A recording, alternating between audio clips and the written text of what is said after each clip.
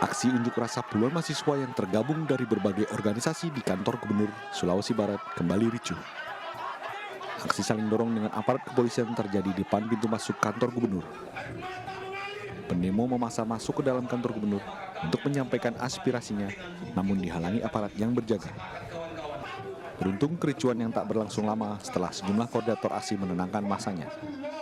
Aksi demo yang dilakukan sejumlah mahasiswa ini buntut dari adanya pelaporan dua kepala dinas di Pemprov Sulbar yang melaporkan mahasiswa atas dugaan pencemaran nama baik. Adanya pelaporan itu mengundang reaksi mahasiswa dan terus melakukan aksi unjuk rasa. Mereka meminta laporan yang dilayangkan dua kepala dinas ke polisi agar segera dicabut lantaran dinilai membungkam hak penyampaian pendapat di muka umum. Dari Mamuju, Sulawesi Barat, Friendly, iNews melaporkan.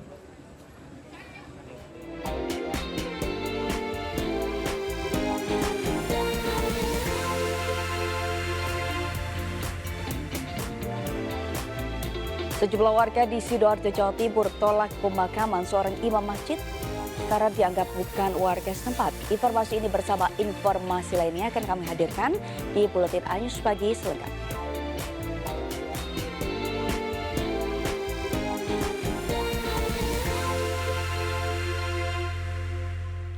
Pemirsa, sejumlah warga di Sidoarjo, Jawa Timur tolak pemakaman seorang imam masjid karena dianggap bukan warga setempat. Akibatnya adu mulut dengan keluarga duka tidak terhindarkan. Peristiwa ini sempat viral di sejumlah media sosial.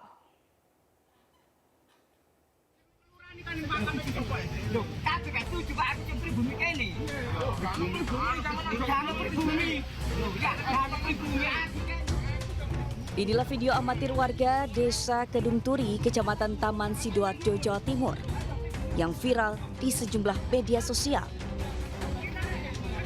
Dari video ini tampak sejumlah warga terlibat adu mulut hingga saling dorong di sebuah pekarangan makam desa setempat. Kejadian ini berawal dari sejumlah warga menolak untuk memakamkan seorang imam masjid dengan alasan tinggal di dalam kompleks perumahan dan bukan merupakan warga asli desa.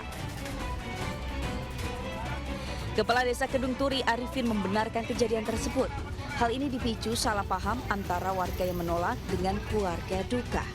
Karena sebelumnya ada kesepakatan antar warga selama makam desa yang baru dalam tahap perluasan belum jadi, warga di dalam kompleks perumahan dan memiliki KTP setempat dapat dimakamkan di makam desa yang lama.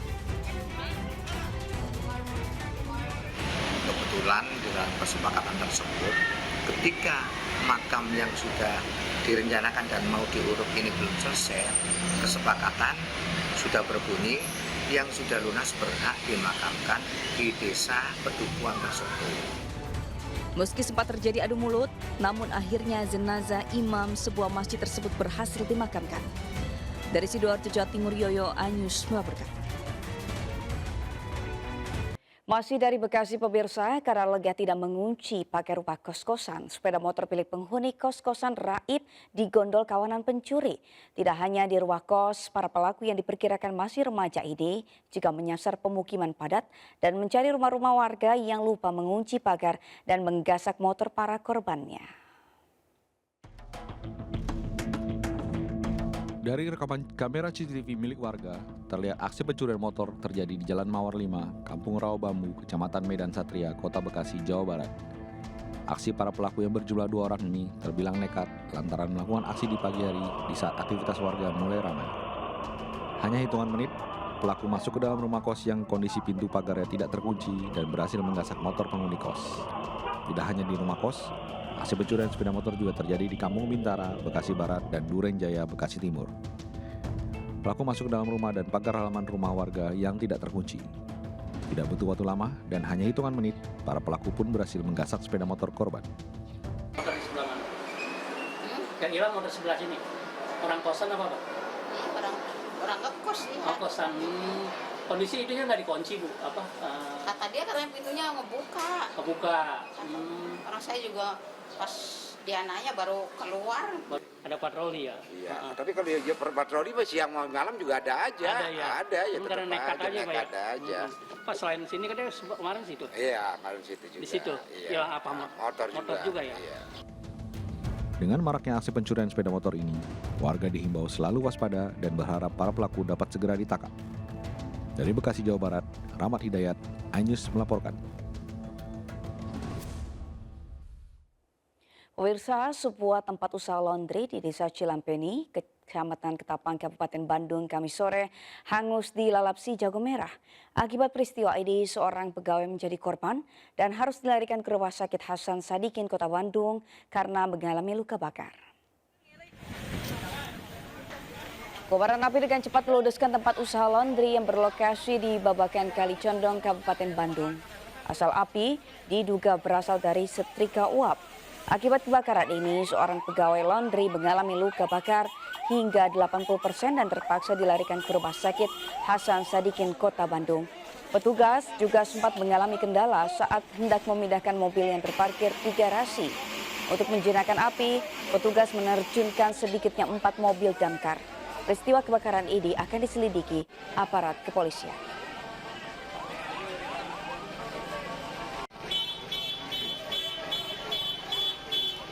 Pemirsa, aksi 2 pelaku pencurian di sebuah rumah kosong di Pekanbaru Riau terekam CCTV dan videonya viral di media sosial. Seorang pelaku yang berhasil ditangkap polisi itu mengaku mencuri karena untuk memenuhi kebutuhan sehari-harinya.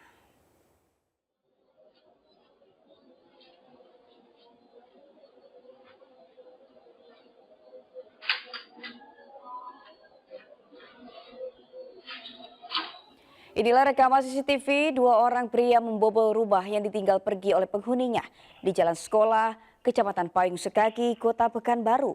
Dalam CCTV terlihat pelaku masuk lewat jendela pintu belakang. Pelaku yang berhasil masuk ke dalam rumah mengambil tabung gas 3 kg dan mesin air. Korban yang merasa dirugikan melaporkan aksi pencurian tersebut ke kantor polisi beserta menyerahkan bukti rekaman CCTV. Seorang pelaku berinisial RS ditangkap polisi di rumahnya di Jalan Pemudi, Pekanbaru. Sementara seorang pelaku lainnya inisial IW dalam pengejaran polisi.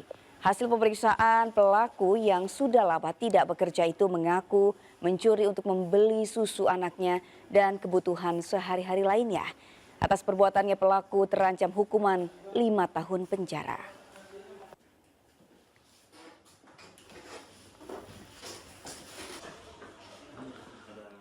Pemirsa, diduga tidak kuat menahan beban muatan batu gunung, as roda belakang truk patah hingga bannya lepas. Ban truk yang terlepas lalu menggelinding hingga menyeruduk sebuah gerobak jualan yang berada di pinggir jalan.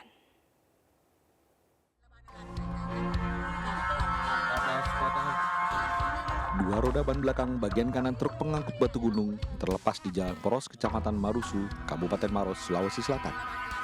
Ban truk yang terlepas menggelinding sejauh 20 meter, kemudian menabrak gerobak esteler yang berada di pinggir jalan. Saat ban truk menggelinding di jalan, tidak ada satupun kendaraan yang melintas di depan truk hingga tidak menimbulkan korban. Namun truk yang bannya terlepas berhenti menutup badan jalan sehingga sempat terjadi kemacetan panjang. Tim Samapta Polres Maros langsung mengamankan arus lalu lintas sembari memindahkan muatan truk gunung ke truk lainnya untuk proses evakuasi. Diduga ban truk terlepas karena as roda bagian belakang patah, tak kuat menahan beban muatan batu gunung. Menuju ke sasaran apa penyebabnya di sana itu ternyata adalah as roda truk itu mengangkut batu yang patah sehingga kendaraan tersebut berhenti. Meski tidak menimbulkan korban jiwa, namun gerobak es buah yang ditabrak ban truk rusak parah. Pemilik gerobak dan pengemudi sepakat untuk berdamai. Pengemudi truk akan mengganti kerugian pemilik gerobak. Dari Kabupaten Maros, Sulawesi Selatan, Wahyu Ruslan, iNews melaporkan. Pemirsa, sebuah pohon kesono di tepi Jalan Raya Surodinawan, Kecamatan Prajurit Kulon, Kota Mojokerto tumbang menimpa mobil yang sedang melintas. Beruntung pengemudi mobil selamat dan bisa keluar dari ruang kemudi.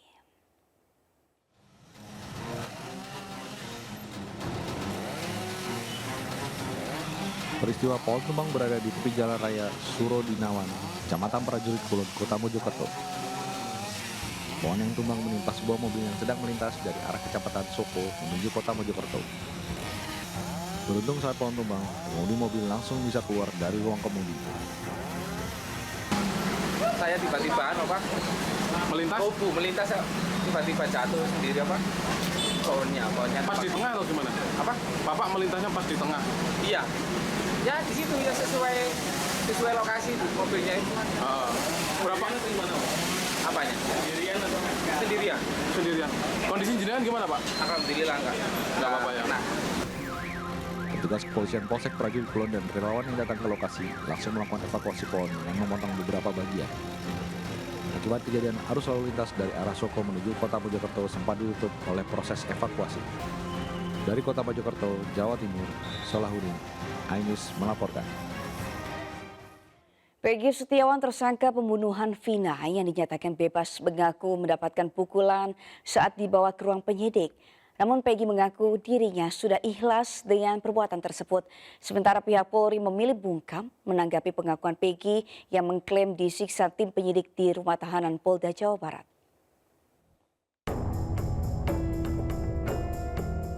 Peggy Setiawan yang sebelumnya ditetapkan sebagai tersangka pembunuhan Vina akhirnya dinyatakan bebas dalam sidang pra-peradilan di Pengadilan Negeri Jawa Barat. Saat ditemui di kantor iNews, Peggy mengaku sebelum ditangkap ada yang memotret dirinya saat tengah menjemput anak dari majikannya. Peggy juga mengatakan saat ditangkap dan dibawa ke ruang penyidikan untuk pertama kalinya, Peggy sempat mendapat pukulan dari anggota polisi. Namun Peggy menyatakan dirinya sudah memaafkan dan ikhlas dengan perbuatan tersebut.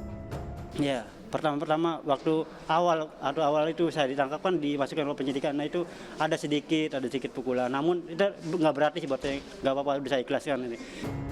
Kasus penyiksaan yang dilakukan tim penyidik Polda Jawa Barat terhadap Peggy Setiawan pun menjadi sorotan publik.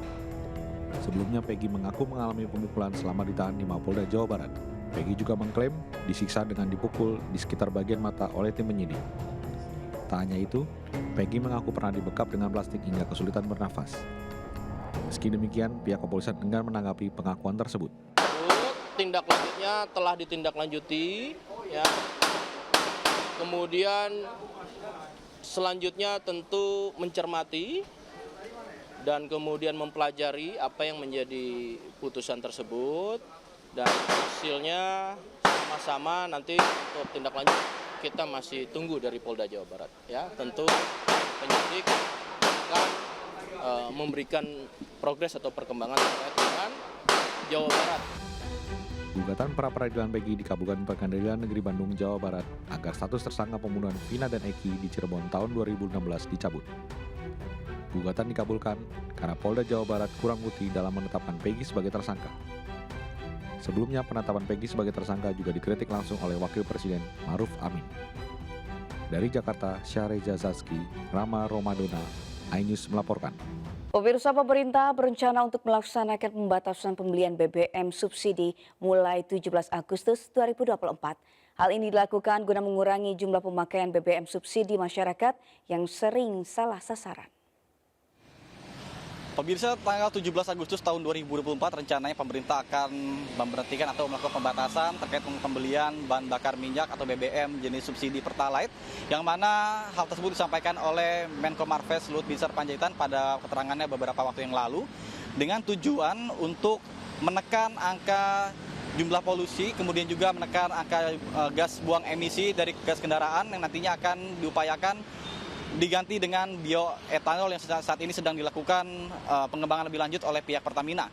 Kemudian hal tersebut juga digadang-gadang untuk menekan angka APBN dan juga biaya BPJS, karena dengan meningkatnya polusi udara di DKI Jakarta sehingga banyaknya masyarakat yang terkena dampak penyakit ISPA atau infeksi saluran pernapasan, sehingga untuk anggaran BPJS memakan biaya sebesar 38 triliun rupiah. Namun apabila nanti sudah terrealisasikan, diharapkan mampu menekan angka penyakit atau penularan dari infeksi saluran pernafasan tersebut. Dan juga untuk defisit APBN menjadi tantangan tersendiri bagi pemerintah dalam keseimbangan dari yang ditetapkan. Ini mampu ditekankan, dan juga dari pihak BPH Migas mengeluarkan peraturan nomor 2 tahun 2023 yang menetapkan bahwa pembeli BBM ini nantinya akan mendapatkan surat rekomendasi mulai dari tingkat desa sampai dengan tingkat pemerintahan daerah yang nantinya layak atau tidak menerima bantuan subsidi dari pemerintah tersebut. Demikian dari Jakarta, Nata Arman, Yudi, Jakarta Samsa iNews melaporkan. Pemirsa, kericuan terjadi usai sidang vonis mantan Menteri Pertanian Syahrul Yassin Limpo siang kemarin. Wartawan bersih tegang dengan pendukung SYL yang berada di lokasi persidangan.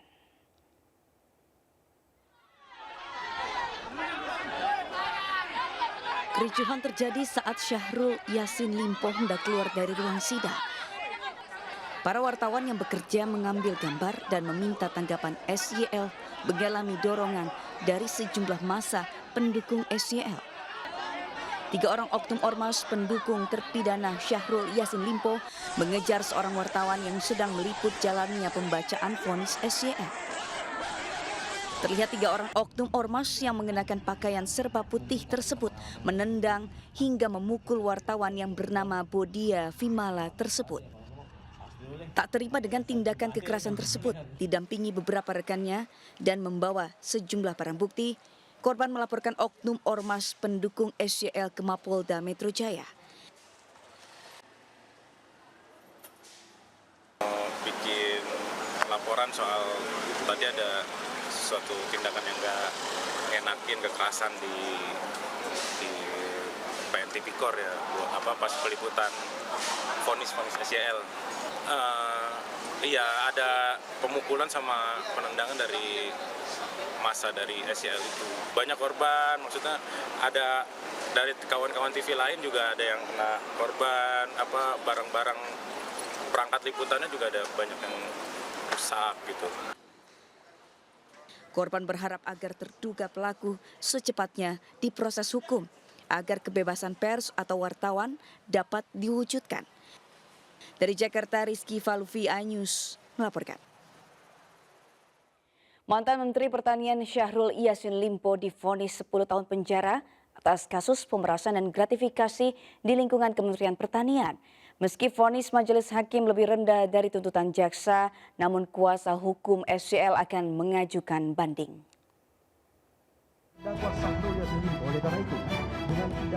Majelis Hakim Pengadilan Tindak Pidana Korupsi Jakarta memvonis mantan Menteri Pertanian Syahrul Yassin Limpo 10 tahun penjara.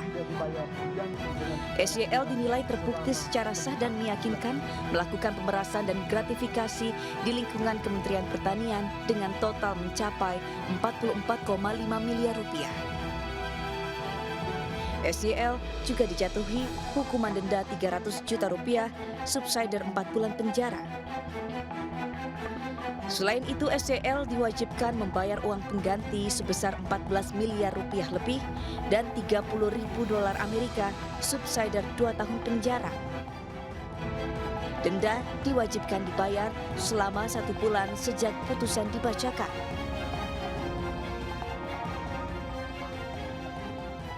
Menyatakan terdakwa Syahrul Yassin Limpo tersebut di atas telah terbukti secara sah dan meyakinkan menurut hukum bersalah melakukan tindak pidana korupsi secara bersama-sama dan berlanjut sebagaimana dakwaan alternatif pertama penuntut umum. Uang hasil korupsi SYL digunakan untuk keperluan pribadi. Beberapa di antaranya untuk perjalanan ibadah umroh keluarga sebesar 1,35 miliar rupiah, cicilan mobil Alphard 43 juta rupiah, skincare anak dan cucu, membayar biduan 100 juta rupiah, uang jajan istri sampai 30 juta rupiah per bulan, hingga cicilan kartu kredit sebesar 215 juta rupiah.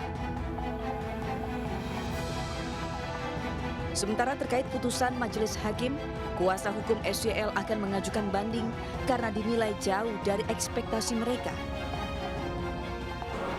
Rasa-rasanya ada isyarat yang sepertinya menurut hemat kami ya tidak murni itu datang dari hati nurani majelis hakim. Tetapi tidak apa-apa, itu tetap kita hadapi.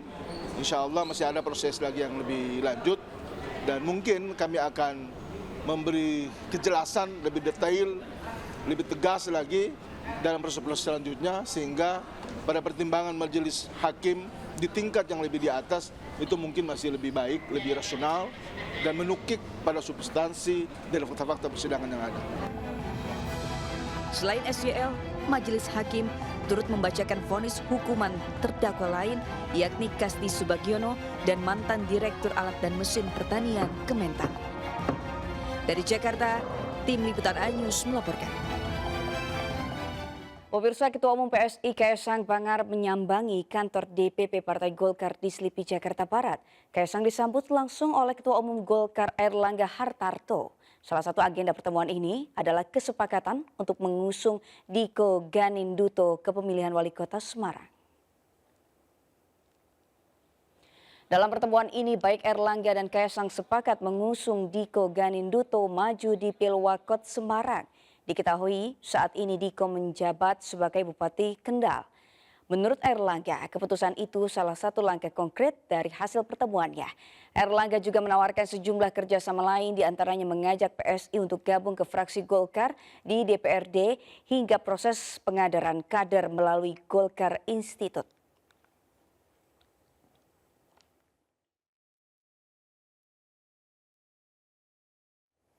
Presiden Jokowi memberikan respons usai pencalonan menantunya Bobi Nasution sebagai Gubernur Sumatera Utara. Menurut Jokowi, setiap partai akan mendukung calon yang berpotensi menang.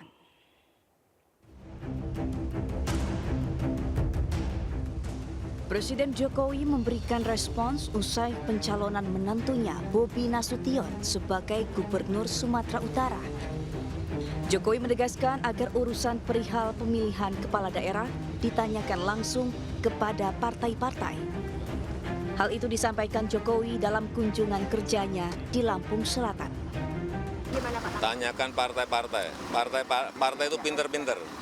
Biasanya dilihat adalah elektabilitas. Yang dilihat biasanya elektabilitas, ya. Jangan dipikir partai itu enggak. Partai itu pinter-pinter, apalagi ketuanya pinter-pinter. Sebelumnya 4 partai koalisi Indonesia Maju resmi mencalonkan Bobi Nasution sebagai calon gubernur Sumatera Utara. Tim Liputan Anyus melaporkan. Pemirsa, destinasi air terjun yang unik dan alami menjadi salah satu daya tarik Pulau Lombok. Salah satu air terjun yang banyak dikunjungi wisatawan adalah air terjun Sarangwalet di Lombok Timur, Nusa Tenggara Barat. Seperti apa istimewanya air terjun Sarangwalet? Berikut liputannya.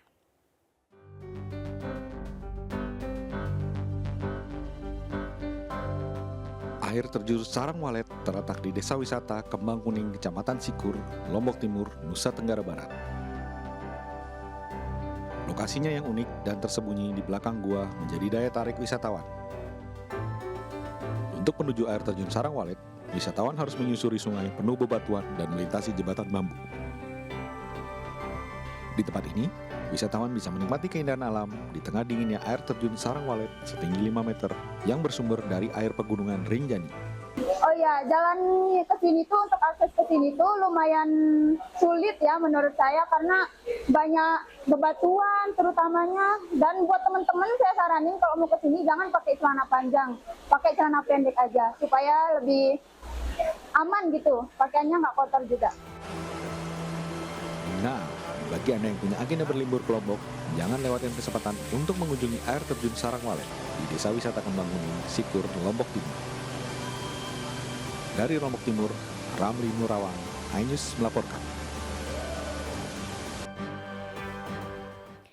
Pemirsa, selain dikenal sebagai kota wisata religi terindah di paling barat Indonesia, Kota Banda Aceh juga dikenal sebagai salah satu daerah terbaik untuk menyaksikan matahari terbenam kala senja tiba.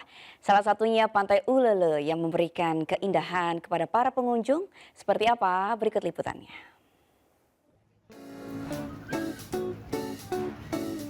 Pemirsa, siapkan kamera dan beri gaya terbaik Anda saat berada di Pantai Ulele, Banda Aceh, Provinsi Aceh pada waktu senja hari tiba.